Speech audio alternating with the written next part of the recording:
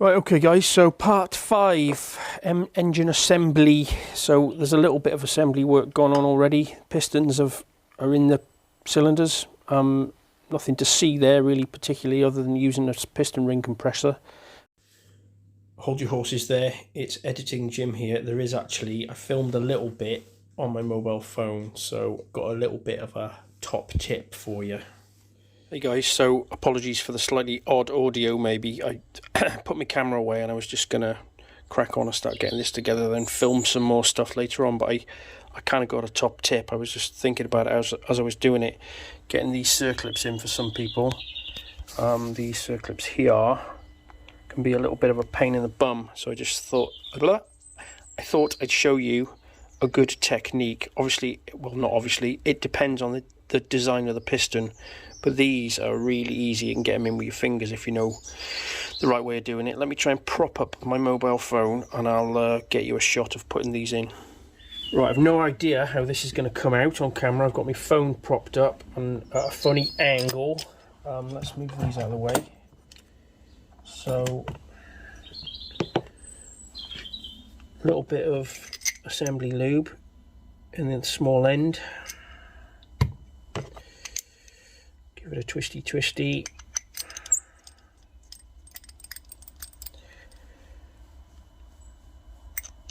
Right, so both the circlips are removed, so there's no circlips in here.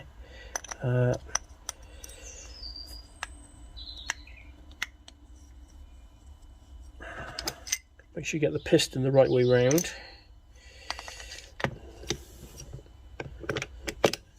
In the case of this piston, don't want to get into this on a mobile phone video, but this dot here is the exhaust side.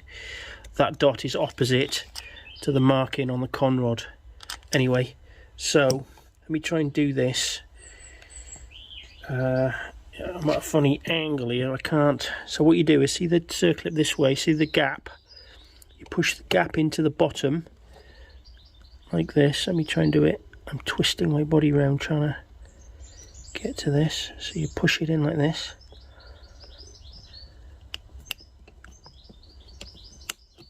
That's it, it's in. No screwdriver required. You're using the shape of the piston as a wedge, if you like, and then once it's in, always give it a little, make sure it'll rotate. Does that make sense? Make sure it'll move. See this little cutaway? That's there to enable you to get the circlip out. That's what that's for. It's not, you know, the gap in the circlip. That little gap in the piston there is not for the gap of the circlip. The gap should not be lined up with this cutaway. That cutaway is for removing the circlip. Anyway, I'm not sure if this bit of video will make the edit, but there's a top tip for you. Another little top tip for you. You usually see me wearing gloves, don't you? But when you're getting these little circlips in, yeah, take your gloves off, otherwise you'll get a little bit of glove trapped under the circlip, and yeah, pain in the arse. Yeah, always wear gloves. Fucking hate people with dirty hands. Does my head in. It's my pet peeve. Dirt under your fingernails. There's no fucking need in this day and age. What is wrong with people? Anyway, you would want to make sure that the ring end gaps aren't directly on top of one another, so they need to be spaced out a little bit. But yeah, the rings on the pistons on the conrods, bit of engine oil on them. Obviously crankcases the other way up, just drop them in, squash the rings with a ring compressor and just tap and in they go. Flip it over and then we're at this point. Got a little bit of assembly lube on these journals, on the big ends and the main bearings. There are also a couple of thrust washers for the crank which sit here and here. What I like to do with those is, this assembly lube is, if you've ever used it, is super sticky. So I put a bit of assembly lube on the side of these shims and then they stick like you know what to a blanket and don't move. So we'll do that. And then we're going to drop the crank in. Make sure I've got them the right way around. Yeah, that's flywheel side. So when I took it apart, I washed them down immediately and wrote with a permanent marker on them, which side, you know, which side was which. Right, so I've got these two conrods this way, these two this way, and then the crank. It's a bit of a jiggle, but you just gently lift the crank in and line everything up, and theoretically you can, he says,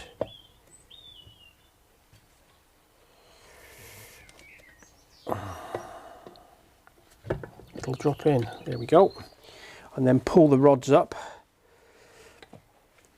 to meet the big end journals. Caps are all clean, brake cleaned off, blown off with an airline again. All the holes in the rods have been cleaned out with brake cleaner again and blown dry with an airline. Same with all the holes for the crankcase pinch bolts. Got a load of new big end bolts here. It doesn't say, strangely, it doesn't say in the manual, it almost always says, you know, there's a little note just and an arrow saying new when you look at, anyway, it doesn't say to use new big end bolts, but I would never ever ever reuse a big end pinch bolt. I've had run-ins with engines that have been built with second-hand bolts, and you can imagine the mess that can be caused by a big end letting go. I've had holes in crankcases and stuff over the years. Not engines I've built particularly, but anyway. Right, so 8 new bolts, and what we'll do is we'll use these bolts. You put a little bit of the thread, and everything is dry and clean, it can't go together dry. You put a little bit of engine oil on the bolt and on the head of the bolt. You put the cap on, a little bit dab of assembly lube on this side, drop the cap on. I'm just going to do them up with a T-bar, just really gently, and then we'll get you back in and we'll talk about actually tightening these things up. Cool.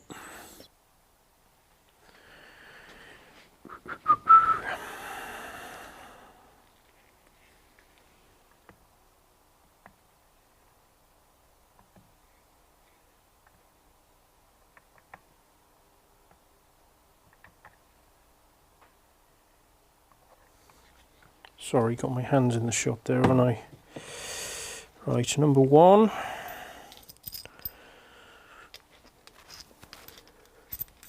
Two new bolts. There's 2 little dowley guide pins as well, by the way.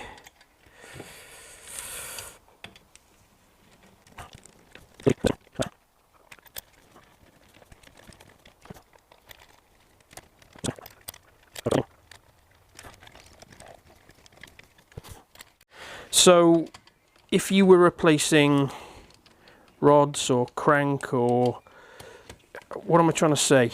We did checking of the oil clearance with the plastic gauge on the camshaft journal, if you remember. Exactly the same story for big ends and main bearings.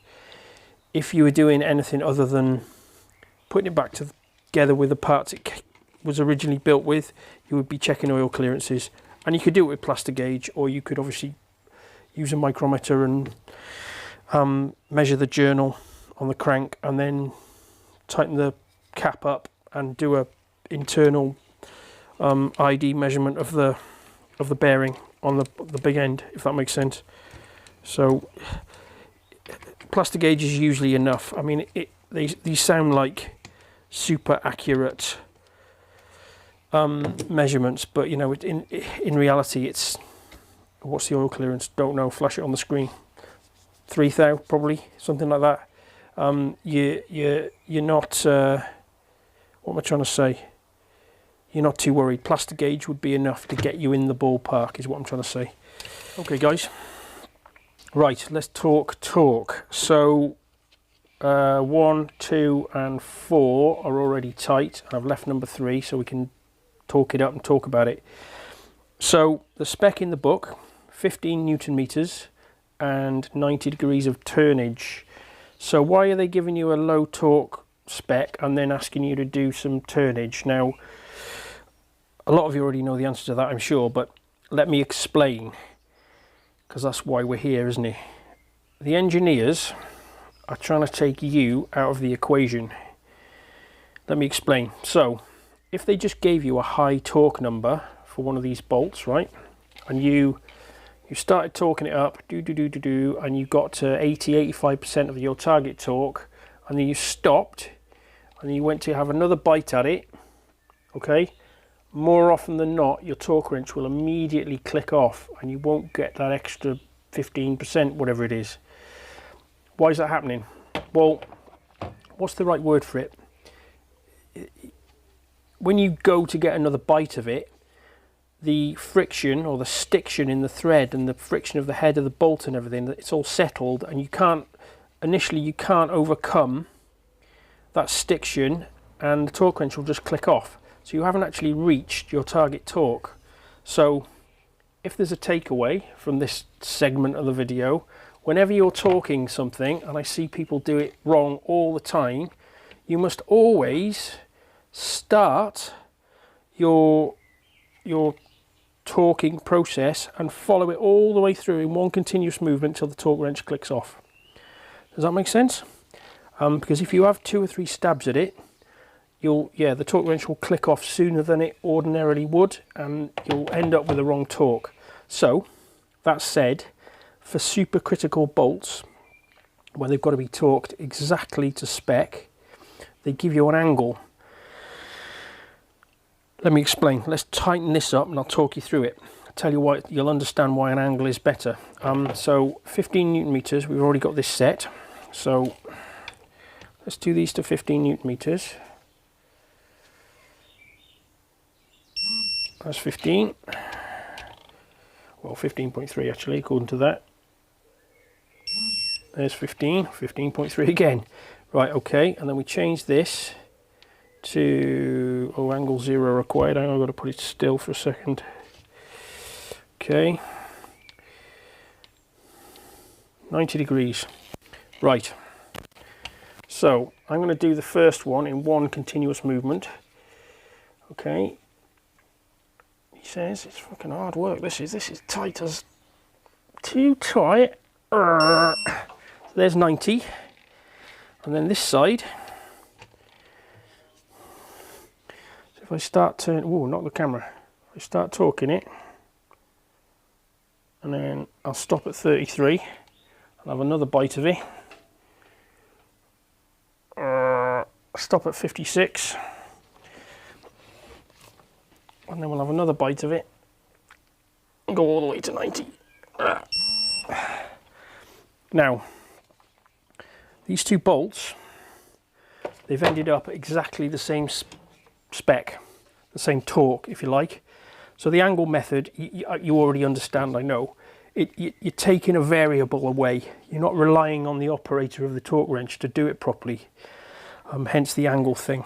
Right, okay, so that, hopefully that explains that. Yeah, don't worry about that. That's just my OCD. I like to look at it and know it's, yeah, okay. So what next? Get the right dowels for here. There's a couple of O-rings. There's an O-ring there.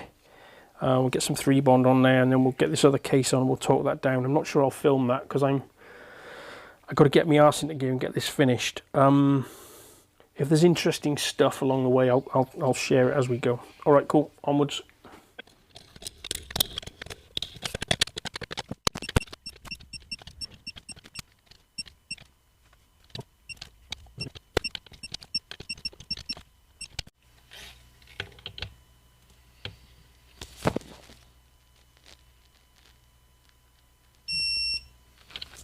Righto guys, so here it is. As you can see, it's together with its gearbox now. Now don't get cross with me. I know I didn't share that bit with you. It didn't seem like there was much point, to be honest. There wasn't really a lot to show. I've said it in earlier episodes, I think. If you want to see more gearboxy stuff related to this engine, there's another video and there is a link in the description, so you can go and see that. There was a little bit going on with the gearbox, so there was a couple of bearings to change on the shafts.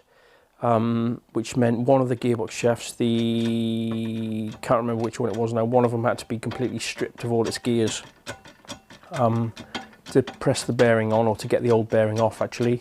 When they go back together, you always, and I've mentioned this I think in my other, fucking hell, I've lost the power of speech, sorry guys, in my other gearbox video, when you reassemble them you need to use new circlips. There are several circlips in a gear cluster normally, and the other thing to pay attention to is there's a right way and a wrong way round to put the circlip, believe it or not. One of the sides of the circlip is really flat, and the other side has a little bit of a chamfer on it, so you need to pay attention to that. Sometimes there's some bushes that slide on the splines in the gearbox and they have little oil holes. They also need to line up. So there's little bits and pieces you need to pay attention to. And then obviously the O-rings as the crankcases go together, there's a couple of circlips and dowels and stuff, but nothing super interested. And I have a habit of going on, as you know, and I just thought I just need to get this bloody thing, this gearbox together. Anyway, so that's that. So we're ready now to do the rest of it. Cylinder head on, we can do the clutch, flywheel cover, all that sort of stuff. I'm not going to put the sump on or the oil strainer. I'm going to leave the sump off so I've got that nice flat bottom like I've spoken about before, so I can put it on my little windy up stand to get it back in the frame. Once it's bolted securely in the frame, I'll then put the sump on. So let me just show you over here on the bench what's going on, and then we can cue the assembly montage and get this thing back together. They're not massively interesting. So these are all the gaskets that are left over. So head gasket, clutch cover, sump, all that sort of stuff, cam cover gasket. And I've just got everything laid out here ready to go. The valve clearances are all done in the cylinder head. It's all clean, all the bolts organised, so I know what's going on. Yeah, it's just a case of bolting it together now. New cam chain, new tensioner blades, new cam chain tensioner. Yeah, it's all pretty self-explanatory. Right, cue the assembly montage. So first things first, a little bit of 3-bond around here.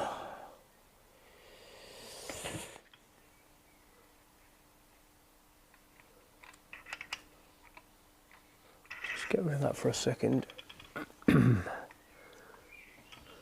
Right.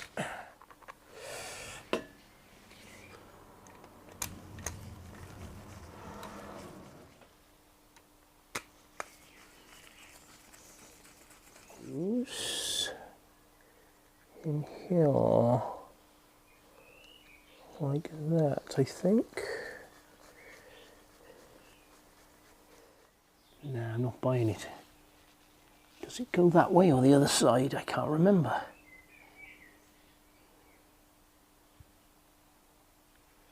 Oh my God, I'm going to have to check the workshop manual.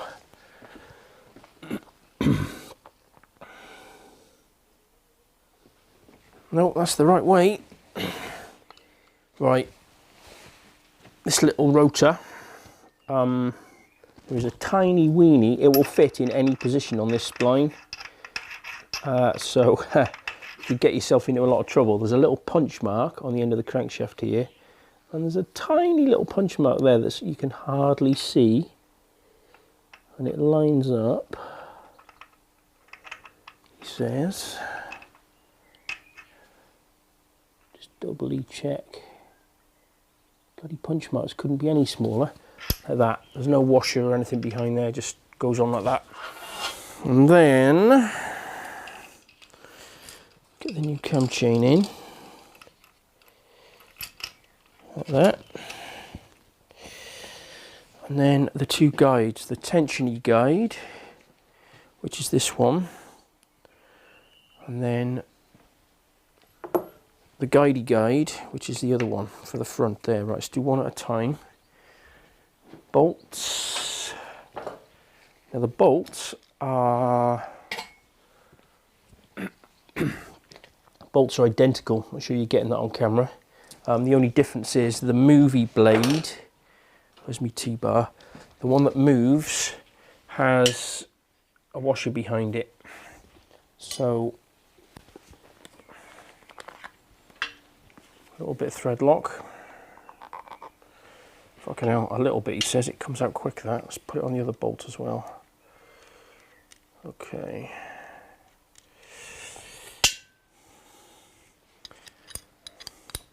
Right, this can be a little bit of a fiddle. So, that goes in there. But there's this washer that's got to go up around the back. Ah, okay. Let's try and...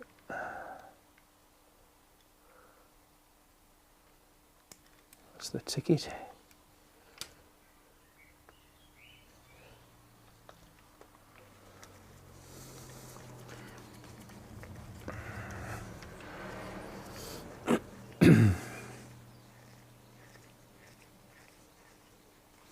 Yeah, sorry, torque wrench, please. Doing it by hand. And then the other guide, where is it? What's on top of there?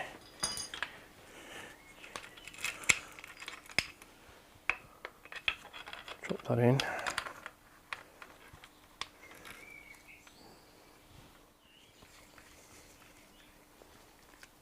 And then we've got the starter clutch to go on. Now then, same story. There's a little scribed line. It's probably impossible to see it on camera, but that lines up with a punch mark on the crankshaft, like that.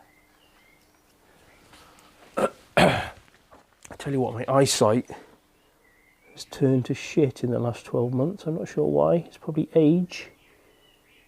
Yeah, that's spot on. Okay. And then there's the bolt for there. Need to get me windy gun. Shock horror, he's not going to use a torque wrench. I will just put a tiny smidge of thread lock on there though, just for belt and braces. So we'll do that up, 2 ugga duggers on there. And then I'm not putting the cover on. Normally you would put this cover on. However, if you notice that this cover, unlike the Suzuki one, doesn't have the inspection cover for the TDC mark. We'll get around that. Don't worry about that for now, but it just makes the valve timing a bit more tricky. Anyway, I'm going to tighten that up, and then... No, hang on a minute. Yes, we'll tighten that up. Got another plan for TDC for the valve timing, so we'll tighten that up, and then that's that bit done, and then we'll do the clutch. Right, so that's tight. Right. Cover. So I've just put the 2 dowels in. God, this is really turning into a detailed how-to, isn't it? A little bit of brake cleaner on here. Right, we need the gear for there, and the little jobby, what's it? Right, a little bit of 12-15-3 bond on there, and there where the gasket surface of the crankcase halves joins. A smidgen more.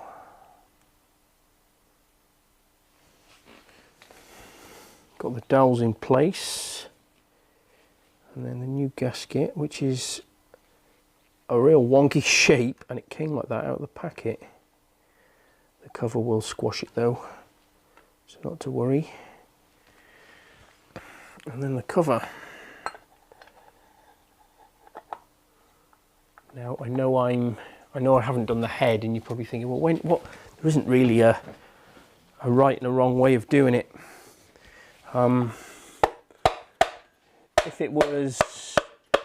If it had a standard engine cover with a plug in the end here, so you can rotate the engine, you would need this cover on to be able to put the camshafts in to do the valve timing, because the TDC mark is inside this cover here. I'm going to have to use you'll see when it goes together, I'm just going to put a degree wheel on it's a longer bolt, I'm going to put a degree wheel on the flywheel side and just get TDC that way.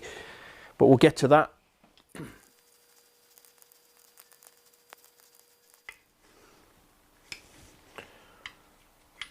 Right, that takes care of that. We might as well do the rest of this in here, put that cover on, and then I think we're going to do the head next. I think that's the way I'm going to go. Right, and then the next gear, shaft, little washer, roller bearing with oil on, gear, another washer, and then the little wavy washer. I need 2 dowels and a gasket.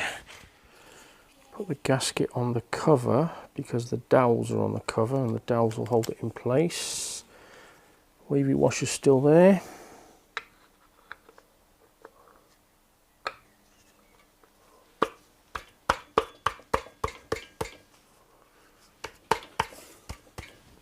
What's happening? It doesn't seem rubber knocking stick. Better. Bolts in there, that's that taken care of. And then actually I think what we'll do is we'll do a quick time lapse of the clutch going together next, just because that's easy and we can get that knocked off. Right, bolts in. The only thing worth mentioning, top tip, is this one has a gasket washer on it, which is one of those little rubberized, is that a word? One of those little sealy washers on. Sometimes they have copper washers. Suzuki use, in this instance, Suzuki use like a little, just hard steel washer with like a little oil sealy bit built into it anyway, because the back of that hole isn't blind, it's open to this cover which is full of oil. Anyway, so bolts in, do these up, and then we'll do the clutch.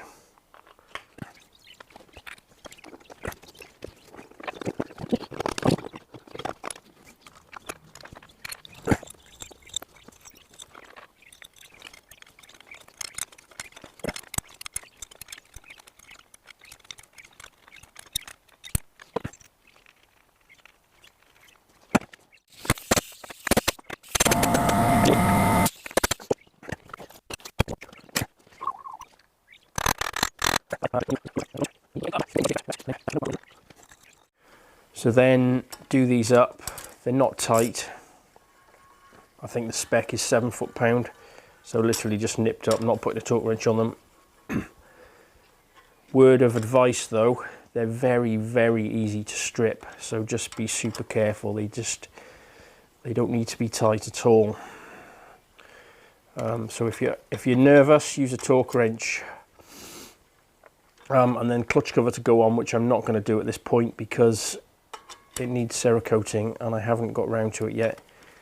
I was going to Cerakote the cam cover as well, but given that you never see it, I think it's cleaned up well enough. But obviously this clutch cover is kind of on display all the time, isn't it? So it needs to be as nice as it can be. Right. So literally, just lightly holding the basket is enough to hold it enough for me to tighten these enough. They just snipped up. Modern stuff is slightly less easy to strip. There's quite a lot of thread in the, they're long bolts, there's a lot of thread, but some of the older stuff, holy moly, you breathe on these bolts and they would strip. So that takes care of that. Cylinder head. Hey guys, Editing Jim here again. So we're at 30 minutes already, so I'm going to call time on this episode. So in the next one, we'll get the head on, get the head torqued up, and we'll talk about a couple of different techniques for finding TDC, for finding top dead center when there isn't a TDC mark on the crankshaft available. Thanks for watching, guys. I hope you're enjoying it. If you want to support me, you can. There's a link to the Patreon in the description. If you join the Patreon, you'll then have access to our Discord chat. There's quite a bit of banter going on in there, which is kind of fun. There's not many of us. I think there's 25, 30 of us in the group at the moment. There's a couple of other guys that are doing this for a living. So if you need sort of technical assistance with anything, it might be a good place to be. Anyway, thanks for watching, guys, and I will see you in, I think it's part 6, isn't it, the next one?